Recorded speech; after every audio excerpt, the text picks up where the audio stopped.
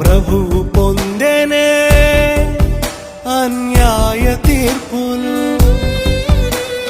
తనువు చీల్చెనే కొరడాల దెబ్బలు. ముండ్ల మకుటము ధరించె దీనుడై, తన సిలువను ఆ కొండపైకి మోసుకెళ్ళెనే.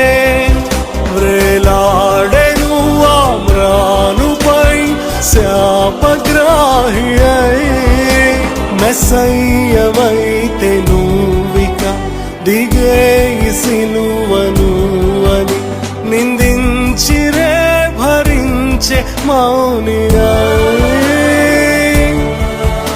నా దేవ దేవ ఎందుకు నా చేయి విడిచినావని రోదించే క్రోధ పాత్ర త్రాగుచు.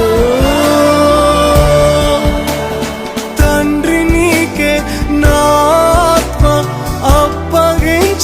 అప్పగించుచున్నానని సిలువ మీద ఒరిగిపోయే తన తండ్రి కౌగిట్లో విధేయుడై